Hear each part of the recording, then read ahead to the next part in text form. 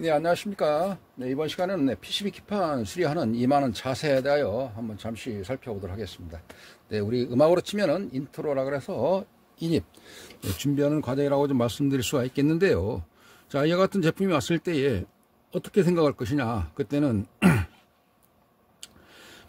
어떤 식으로 동작을 안 되느냐가 첫 번째 문제인데요. 일단은 그 내용을 잘 모른다 손치더라도 보통은 이제 두 가지를 생각하시면 됩니다.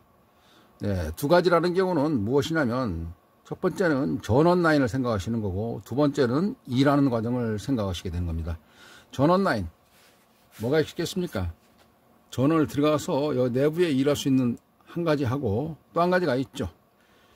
여기 제어할 수 있는 자체 전원 사용하는 거 보통 크게 사용하신다 구분한다 그러면 그 두 가지를 말씀드릴 수도 또 있겠네요. 전원도 내부에 있는 IC라든지 반도체 이런 거 동작 전원 할 수 있는 게 있고, 그 다음에 최종적으로 인풋 아웃풋 들어가는 전원은 220이라든지 그렇게 되면은 물론 380도 있습니다만은 일단 이 제품은 단선, 네, 단상 220입니다. 들어가서 여기 이제 뭐 어떤 거를 쓰냐에 따라서 모터라든지 또는 히터라든지 또는 커피 머신 같은 경우는 뭐 히터나 물 코크 잠궈주고 열어주고 이제 그게 어떻게 보면 출력 파트가 되겠죠. 그래서 입력 파트와 출력 파트.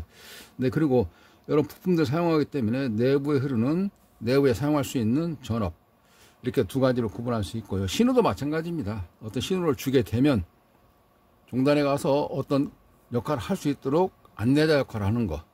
네, 그게 신호 라인이다 생각할 수가 있습니다. 근데 신호는 주로 보통 이쪽 마이컴이다 그러면 마이컴 주변으로부터 그쪽 단자와 연결돼서 신호를 주게 되면 거기서 다시 받아들이고 출력이 나가고 그 다음에 센서로부터 받아들인 것을 다시 마이컴 통해서 예를 들어서 온도 같은 경우다 그럼 온도 커피 머신 같은 경우는 그 시간이 정해져 있는 상태에서 물이 나와야 되니까 들어가는 것 자체가 신호 라인.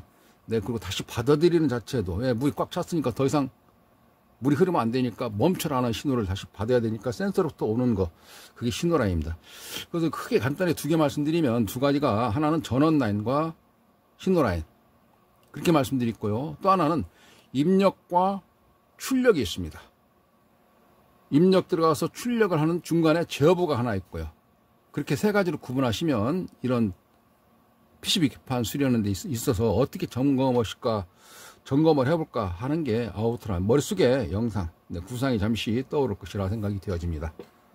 왜 그런 말씀을 드리냐면요. 보통은 이제 일반적으로 많이 봐왔던 제품 같은 경우는 보통은 이제 이게 하나 준비를 해봤는데 이런 경우는 많이 보셨죠. 이렇게 되어져 있는 걸 가장 흔하게 무슨 뜻이냐면 하나는 입력이고 하나는 출력이고 그런 과정에서는 이쪽이 입력 AC 220 들어가고 출력은 여기에 나와 있는 단자들 여기에 일할 수 있는 거. 그 다음에 여기가 지금 현재 스위치처럼 하나 토글 스위치 되는 텍스트 스위치 다뤄놨습니다만은 이거를 우리가 신호 라인이다 이렇게 말씀드릴 수 있지 않겠습니까? 신호.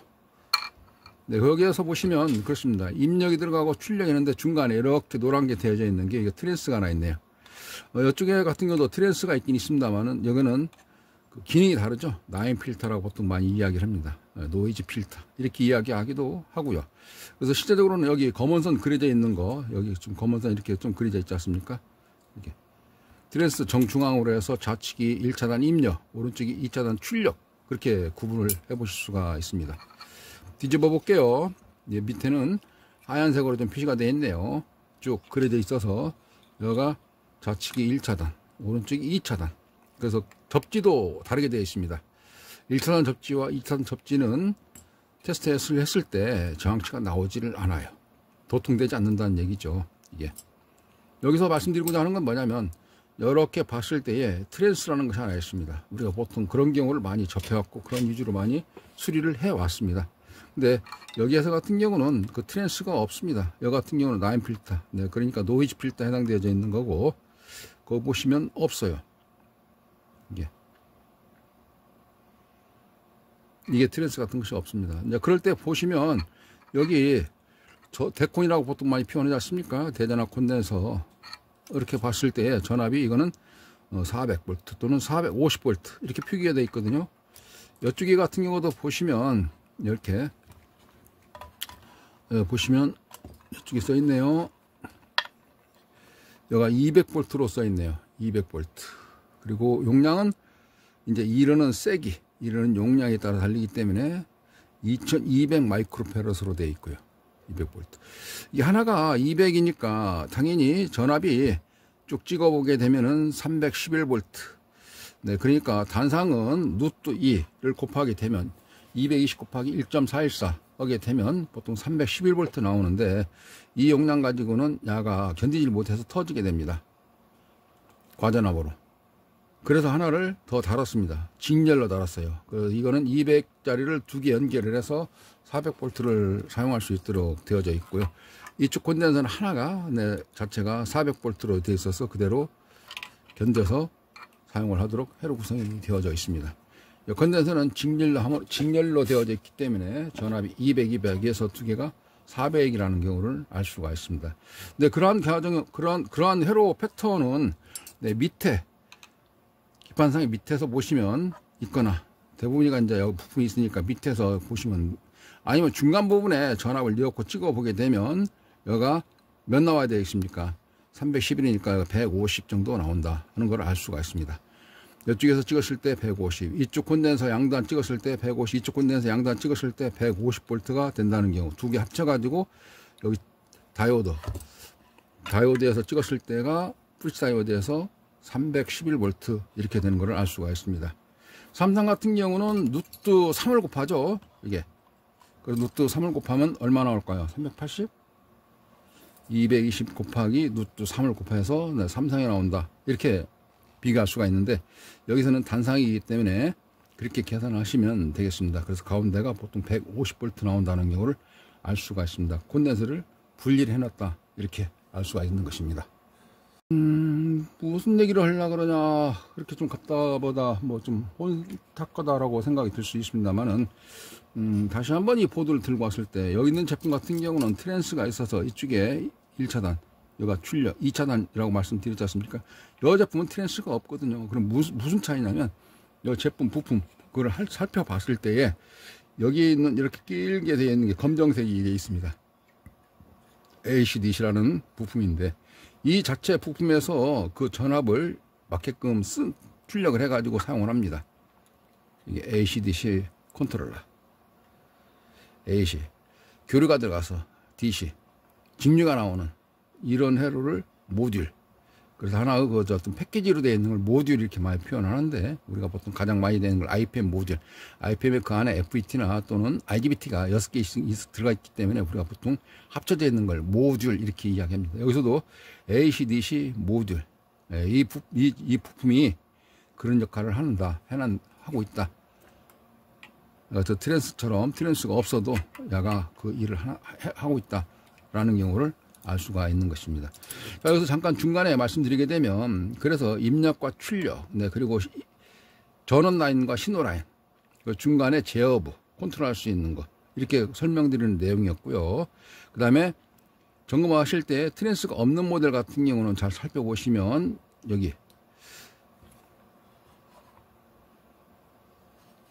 여기도 200V 맞죠? 여기가 안 보이나요? 이렇게.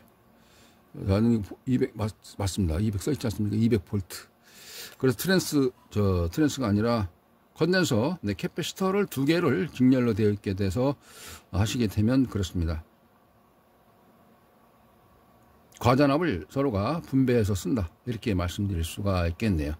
그러니까 여기에다가 입력 라인 찾아서, 입력 라인 찾기 어렵다 그러면 하나씩 찍어보죠. 여기 브릿지 다이오드 가운데 찍어볼까요? 잠시 한번 살펴보도록 하겠습니다. 자, 보시면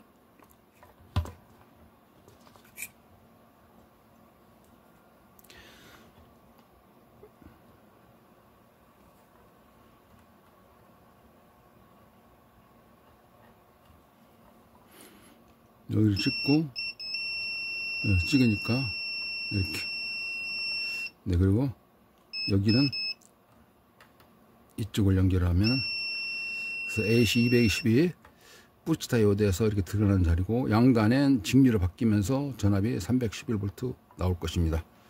전기를 넣어서 확인해 보도록 하겠습니다. 자, 전원 들어갑니다. 조심하시고, 네, 주변에 합선될 거, 감전 우려 있는 거 조심하시고, 네, 전기를 넣겠습니다. 넣게 되면 여기 전원 피시등도 들어올 것이고요. 혹시나 빡 하지 않을까 염려가 되는 부분들이 있을 것입니다. 왜냐면 노상 봐왔던 트랜스가 없으니까 이거 전기 잘못 들어가게 되면 어딘가 좀 문제 있는 거 아니야? 네, 그런 염려를 지금 현재 설명드리는 주 요점이다라고 말씀드리면서 전기를 넣어보겠습니다. 네, 중간에 깜빡깜빡 하면서 여기가 전원이 들어왔다는 경우는 저런 LED지 않습니까? 예. 저전압으로 사용할 수 있는 LED가 불이 들어왔다는 경우는 여기서 전압이 생성돼서 다운돼서 반도체들 전원이 공급된다는 걸 알 수가 있습니다. 제가 그라운드를 하나 이렇게 해서 묶어 놨거든요. 이쪽에다 이렇게. 그 선은 여기 있습니다. 이 선을 쭉 따라가면 이쪽에 브릿지 다이오드에 마이너스로 되어 있어요. 그리고 이렇게 연결해 놓고 여기에다가 또 무엇을 연결하냐면 스코프 찍어보기 위해서 스코프도 이렇게 그라운드를 테스트 리더봉 해놓고 해놨습니다. 없선되지 않도록 이렇게 눌러놓고요. 자, 이런 상태에서 이제 말씀드리고자 하는 내용을 무엇을 말씀드릴까요? 생각을 해 보십시오. 바로 그렇습니다. 접지가 하나라는 겁니다. 이 접지 하나 가지고 1차단 전압을 측정하기 위해서 테스팅 모드로 좀 바꿔놓고 그 다음에 테스트 리드봉을 들고 프로브 오실로스코프 해당되어 있는 프로브가 아니라 여기를 찍어 보겠습니다. 이 자리가 이제 저 자리가 이쪽 자리가 그라운드 커먼이니까 여기가 플러스 311부터 나왔나 그랬죠? 이렇게 나오지 않습니까? 304V. 그 전압이 여기로 들어갑니다. 이쪽 AC/DC 해당되지 있는 전압 여기로 들어가게 되는 겁니다. 여기에 찍어 보겠습니다. 이렇게 전압이 들어가죠. AC 그대로. 가운데는 양단을 찍었을 때 이제 이쪽에 여기는 DC가 지금 현재 직류 전압이 나오는 거고요. AC 220 들어가 가지고 나오는 자리 그렇습니다. 그라운드 하나를 가지고 찍었는데 그러면 2차단을 확인을 해봐야 되겠죠. 2차단도 진짜 그럴까라고. 여기 아저씨 보니까 이게 TTL이더라고요. 그래서 TTL 같은 경우는 오른쪽 좌측 상단, 네, 좌측 상단이 얘가 플러스고요. 이게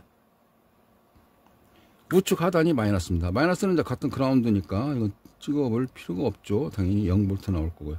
여기도 TTL 아시인데 우측 상단이 이게 플러스입니다. 아, 좌측 상단이 플러스. 이 TTL은 5V가 다 규격이 뭐 99%가 다 동일해요. 뒤에 저 TTL 저 공급 전압이 좌측 상단이 VCC. 이게 전원이 5V라는 거는 데이터시트 전부 다 규정이 동일시화되어 있습니다. 그래서 여기도 똑같이 1번 핀 여기서 시작되니까 이렇게 돌아왔을 때 여기서 찍어보면 얘가 5V 되는 걸 알 수가 있습니다. 자, 여기서 한번 생각을 한번 해보시게 되면 같은 그라운드를 쓴다는 거예요. 여기 1차단 그라운드와 2차단 그라운드를 같이 쓴다는 겁니다. 출력 자체를. 여기서도 보시면 이렇게 필요한 전압이 몇 볼트냐면 여기에서 나오는 전압이 15V. 네, 그리고 여기가 5V가 되겠습니다. 5V는 IC 전원 내부에서 쓰는 거고요. 여기 있는 15V 전압은 어디를 쓸까요?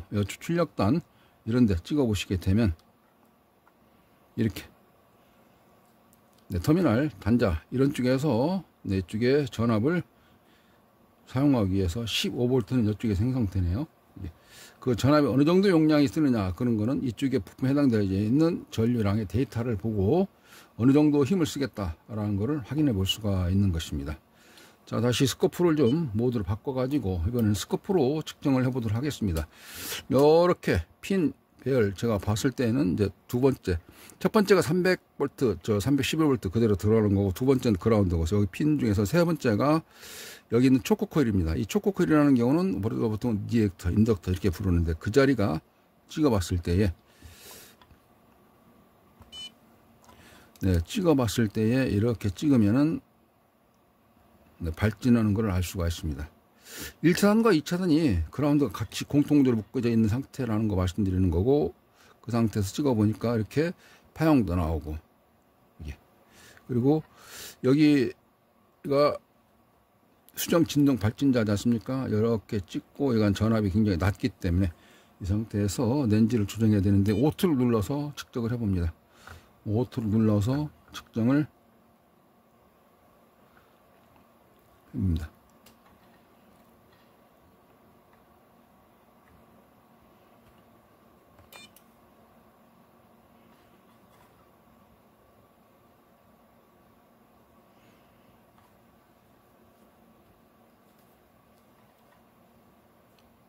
렌즈는 ACDC 바꿔놓고 다시 한번 측정을 해봅니다. 네, 이런 식으로 아까 얘가 이제 AC로 돼 있었고요. DC에서 이쪽 크리스탈 측정하는데 이제 주파수 나오는 거를 확인할 수가 있습니다. 근데 저게 아까 저쪽에 이쪽에 찍었을 때도 그러긴 하지만 인덕터 축구콜 찍었을 때도 그러지만 여기서는 좀 그렇게 조금 우리가 평상시 많이 봐왔던 것처럼 깨끗하게 느껴진다. 파형이 조금 멋있게 보이지 않는다. 깨끗하게 느끼지 않는다. 왜곡된 것처럼 뭐 좀 잔상이 끼듯이. 아마 이거는 이쪽 1차단과 2차단과 이 간섭처럼 느껴지는 그라운드가 아마 상존되어 있기 때문에 그러지 않을까라고 생각이 되어질 수 있습니다. 그러나 그 자체가 펄스를 움직이는 것이고 또 펄스에 대한 주파수가 있기 때문에 그 자체가 안 되게 되면 기능이 원활하게 되지를 않습니다. 그래서 이 회로에서는 자체적으로 설계자분이 설계에 맞게끔 했기 때문에 이런 파형 같은 경우도 나왔을 때 정상적으로 동작한다는 것을 우리는 알 수가 있는 것입니다. 여기서 잠시 이쪽에 거를 한번 살펴보도록 하겠습니다. 이거를 잠시만 뭘 받쳐놓고 해야 되겠네요. 네, 전기가 들어간 상태인데 부하가 없기 때문에 전기를 빼도 저 자체가 여기서 같은 경우는 이제 보시면 다시 도통 테스트를 좀 해보면은 빨간색을 컴먼 그라운드로 해서 1차단 데콘이라고 하지 않습니까? 데콘 그라운드 여기 꽉 눌러서 찍고 찍었을 때에 이렇게 찍게 된다든가 하게 되면 네 1차단 지금 현재 이쪽 가운데니까 1차단 찍고 있는 겁니다. 1차단 찍었을 때 부분마다에 이렇게 소리가 나는 경우를 도통이 기능을 가지고 있다는 걸 알 수가 있습니다. 2차단 한번 찍어 볼게요. 2차단 찍으면 안 납니다. 이렇게 이런 부품들 찍었을 때 나질 않아요. 1차단은 나는데 이렇게. 그래서 여기서는 1차단과 2차단 그라운드가 다르다는 겁니다. 1차단과 2차단 그라운드.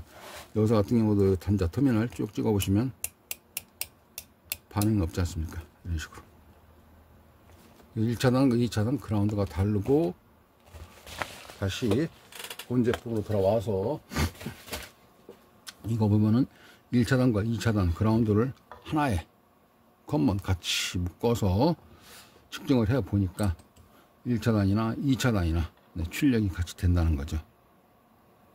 확인할 수 있다는 거죠.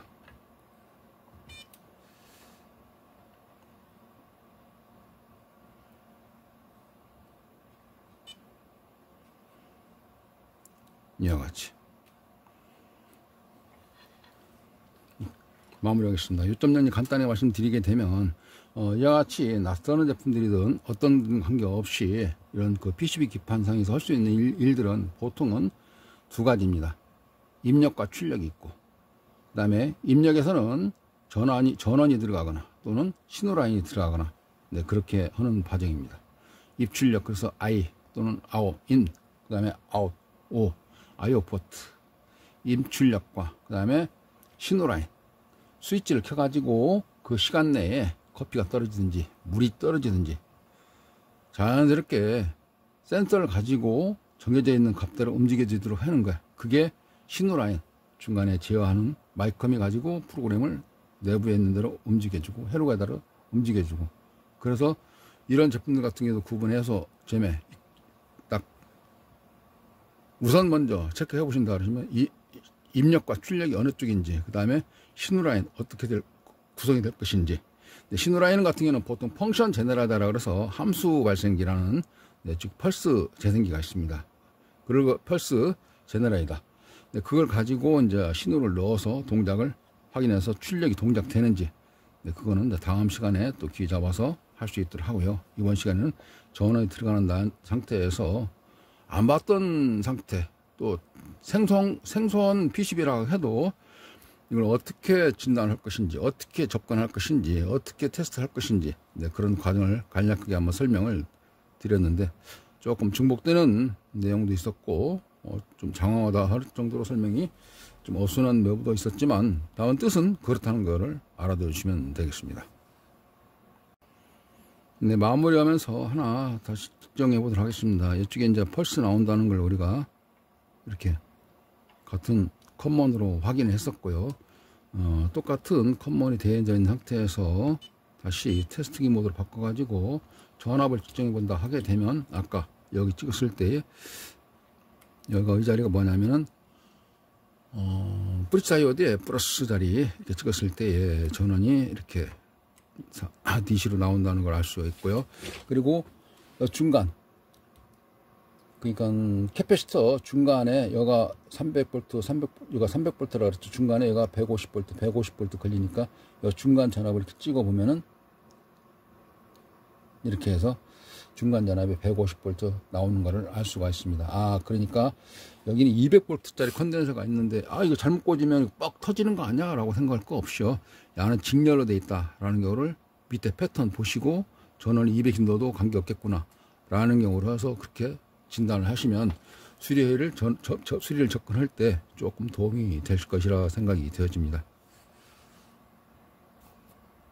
많이 달아보면 다양한 것들을 할 수가 있는데 또 어떻게 보면 먼저 간 사람의 길을 따라가는 과정, 어깨너머를 잠깐 보는 과정, 그런 게 또 쉽게 갈 수 있는 지름길이지 않나 생각이 되어지면서 어떤 지름길처럼 역할을 하기 위한 내용으로 간략하게 간단한 내용을 가지고 이렇게 좀 다뤄보았습니다.